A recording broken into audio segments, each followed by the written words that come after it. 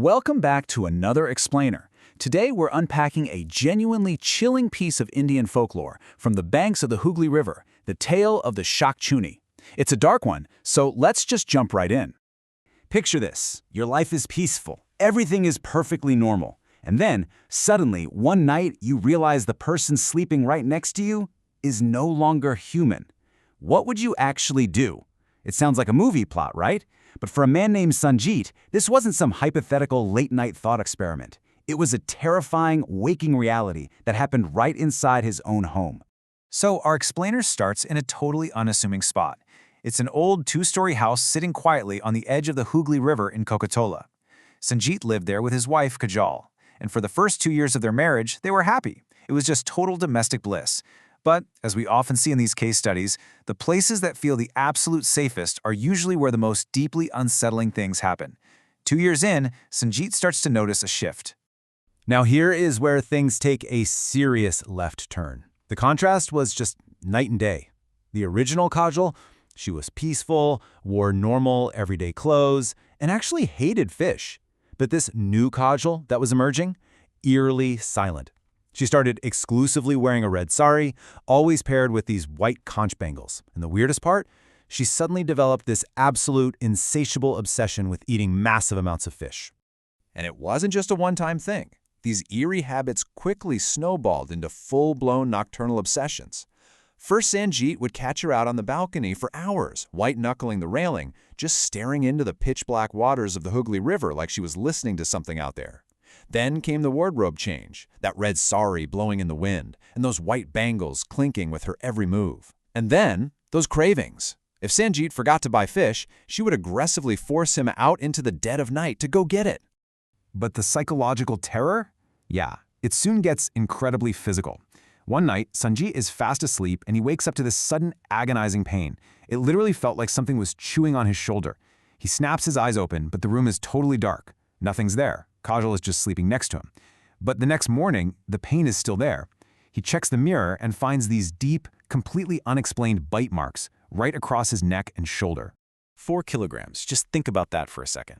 The very next night after finding those bite marks, Sanjeet jolts awake. This time he hears a sickening crunching sound coming from the kitchen. He creeps out of bed. The house is pitch black except for this tiny sliver of light coming from the open fridge, and right there he catches Kajal violently tearing into 4 kilograms of raw fish.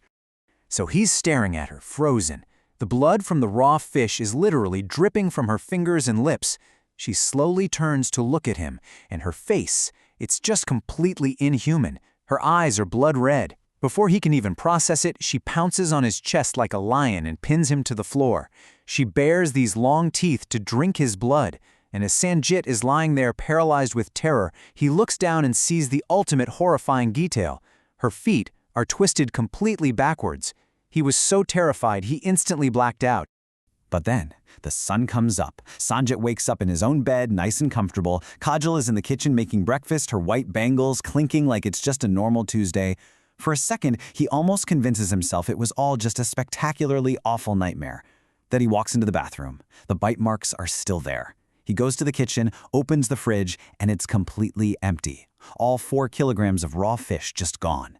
In that moment, he knew for a fact, whatever was making breakfast in there, it was not his wife.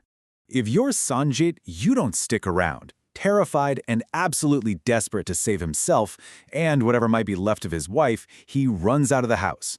He tracks down a renowned old tantric over in Shobha Bazaar. This guy was basically the local expert, highly respected for identifying and controlling evil spirits. Sanjeet sits down and just unloads every single terrifying detail from the past few weeks. The tantric just listens, dead silent. As Sanjeet finishes, the man's eyes go wide, and he delivers this incredibly chilling diagnosis. Your wife is possessed by a Shakchunni. In just one sentence, this expert took the local ghost stories Sanjeet had heard as a kid and cemented them as his grim, waking reality. So let's unpack this for a second. What exactly is a Shakchunni? Well, in Bengali folklore, it's the restless spirit of a woman who dies before she ever gets married. To live out those unfulfilled desires, she possesses a married woman, completely hijacking her life. But it gets so much darker. She physically sustains herself by slowly draining the husband's blood, literally drop by drop, weakening him day by day. The tantric doesn't mince words here. He looks Sanjit in the eye and warns him that delaying means absolute, certain death. This isn't the kind of spirit you can negotiate with or politely ask to leave. The Shakchunni simply will not vacate Kajol's body until she has drained every last drop of Sanjit's blood. Time was completely up. They had to do an exorcism that very night if they wanted to survive. They decide to act that very evening, and guys, it spirals out of control so incredibly fast. Dusk hits, the tantric arrives, and starts chanting protective mantras, but just minutes later, the temperature in the room violently plummets. It is freezing. Seconds later, Kajol's eyes turn that vibrant blood red again, and those white bangles start clinking frantically. She loses all human semblance, her hair is flying everywhere, and she literally starts growling at the tantric.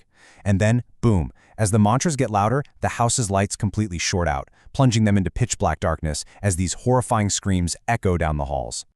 So the exorcism? An absolute, catastrophic failure. In the pitch black, the possessed Kajol lunges, but she doesn't go for Sanjit this time. The entity violently sinks her teeth straight into the tantric's neck. Imagine being Sanjit in that room. All you can hear in the dark are the agonizing screams of the one expert you brought in to save you, followed by the awful sound of Kajol's backward feet scraping across the floorboards as she turns her attention back to you, her red sari faintly glowing in the dark. When the sun finally comes up, it reveals a genuinely devastating aftermath. The police and neighbors break the door down and they find both Sanjit and the tantric dead on the floor. Both men have these savage, deep bite marks. But the thing that completely baffled the medical examiners, both corpses were chalk white. They've been entirely drained of blood, not a single drop left. And Kajol? Nowhere to be found, completely missing. Now you're probably asking yourself right now, if everyone in that house died, how on earth do we know exactly what happened in there? Well, that brings us to Mrs. Chatterjee. She was a 70-year-old neighbor whose window looked right into Sanjit's drawing room. She watched the entire horrifying ordeal unfold from across the gap. The sheer terror of actually seeing a Shakchunni in action put this poor elderly woman into a state of severe shock. She literally couldn't speak for days. When she finally recovered enough to warn her family about what she'd witnessed, people kind of brushed it off at first.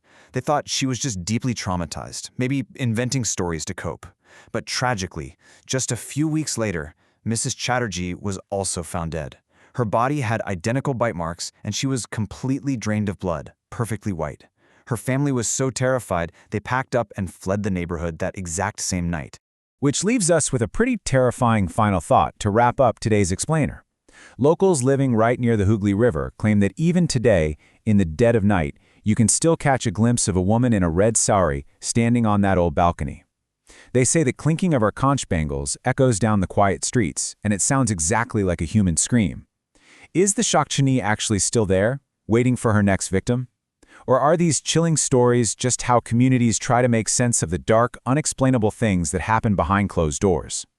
It's a fascinating piece of folklore that really makes you wonder what mysteries are hiding just out of sight. Thank you so much for hanging out with me to explore this incredible case study. Keep questioning, keep learning, and I'll catch you in the next explainer.